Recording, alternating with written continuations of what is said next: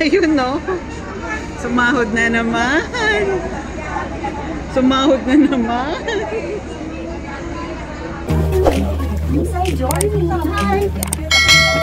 And hello mga ka-journey, welcome back to my channel. And for today's journey, nandito po tayo ngayon sa Central Hong Kong para po magpunta sa PNB si Direk Waki Ramos para po sa kanyang update ng sahod sa Facebook. And of course, sasamahan niya ako na pumunta ng Kwai Pung para ipagawa po yung phone ko na nabasa sa Waterworld. At bago po ang lahat, kasama po namin si PJ. At dahil gutom na siya, sasamahan niyo po kami na kumain sa Yoshinoya dito sa Central. Plan sana namin kumain sa Jollibee dito sa Central mga ka-journey. Kaso, pag ganitong day off, Sunday, ganun, napakaraming tao at wala ka nang mauupuan sa loob ng dining area ng Jollibee. So, dito sa Yoshinoya, medyo madalang ang tao, hindi as in ganun kapunong-puno. So, maghintay ka lang ng konti, meron ng mababakanting upuan. At ayun mga ka-journey, order po tayo ng chicken teriyaki na may kasamang mga konting vegetables, na may kasamang malasadong itlog at kasama na rin po yung drinks. O, malaki na po yung bowl of rice nila, kaya sulit na sulit po ang inyong $56. Tara, kain na tayo!